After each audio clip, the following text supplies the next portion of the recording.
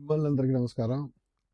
ఇప్పుడు మే 31న super star Krishna గారి birthday వస్తుంది. మరి సూపర్ స్టార్ బర్త్‌డేకి ఎలాంటి వీడియో చేస్తే బాగుంటది? ఎలాంటి కార్యక్రమాలు చేస్తే బాగుంటది? కింద కామెంట్‌లో చెప్పండి. అలాగే మే 31న మనకి 'జై కృష్ణ' సినిమా గనుక రిలీజ్ అయ్యుంటే మనందరికీ అభిమానులకి చాలా ఆనందంగా ఉండేది. ఇప్పుడు అన్‌ఫార్చునేట్‌లీ ఆ సినిమా రిలీజ్ లేదు. బట్ పాటలైతే ఇరగదీస్తున్నాయి.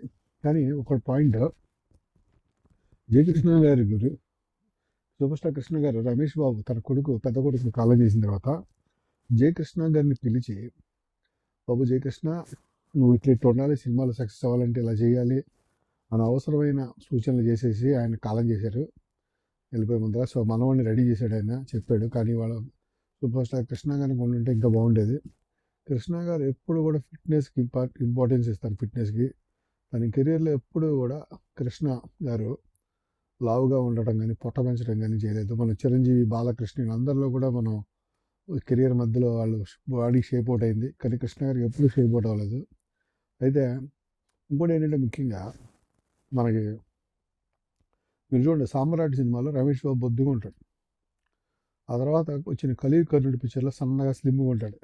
కృష్ణ గారి డైరెక్షన్కి వచ్చేసరికి మనల్ని స్లిమ్ చేసేసారు. అట్టగానే కలియుగ కర్ణుడిలో పాటలు చాలా బాగుంటాయి. బజార్ రోడ్డు కూడా అంతే.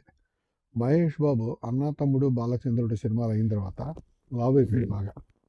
కాలేజీలో కూర్చుంటే ఐస్ క్రీములు తింటే లావు అయిపోతే కృష్ణ గారు ఇంట్లో కూర్చొని అంటే నాకు చెప్పారు, ఆయన చెప్పింది నేను చెప్తున్నాను. ఓకే, అలా అక్కగా చెప్పారు, బాబు ఇన్ని రోజు మనం ఎక్సర్సైజ్ చేయించి వీటితోటి. సో కృష్ణ గారు మహేష్ బాబు రాజకుమారులు తేరవడానికి వెనకాల కారణం కృష్ణ గారు. ఆయన ఎప్పుడు ఫిట్నెస్కి ఇంపార్టెన్స్ ఇస్తారు. జయ కృష్ణ కూడా అదే చెప్పారు, బాబు నువ్వు అన్ని విద్యలు నేర్చుకోవాలి, నువ్వు సన్నగా కూడా ఉండాలి, ట్రెండ్ మారిపోయింది అని చెప్పి పంపించారు. సూపర్గా ఉన్నాడు. నేను ఇంకా ముఖ్యంగా అభిమానులతో ఒక విషయం పంచుకోవాలనుకుంటున్నాను. మనకి ఇప్పుడు యూట్యూబ్లో పెద్ద సినిమా పాటలు ఉన్నాయి.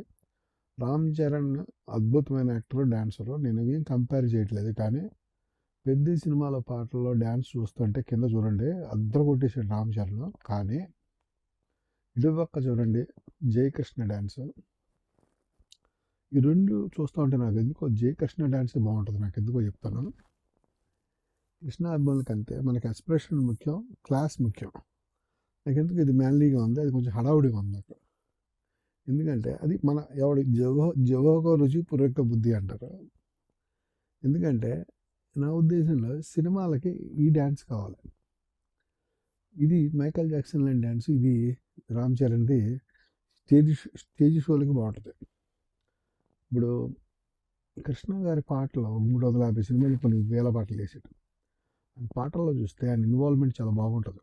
ఆ పాటల్లో డ్యాన్స్ అని కామెడీ చేస్తారు, కానీ మంచి డ్యాన్స్ చేసే సినిమాలు కూడా. డ్యాన్స్ ఇంపార్టెంట్ కాదు, నీ యొక్క ఎక్స్ప్రెషన్ ఇంపార్టెంట్. కృష్ణ గారు చాలా యాక్టివ్గా ఎనర్జెటిక్గా ఉంటాడు పాటల్లో.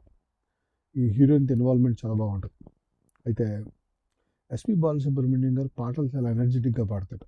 మంచి దానికి తగ్గట్టుగా ఎక్స్ప్రెషన్ ఇస్తారు కృష్ణ గారు. ఎప్పుడూ కూడా కృష్ణ గారి కోసం ఎస్పి బాలసుబ్రహ్మణ్యం గొంతు మార్చింది లేదు. జస్ట్ దట్ కృష్ణ గారు ఎక్స్ప్రెషన్ మ్యాచ్ చేసేవాడు. ఆయన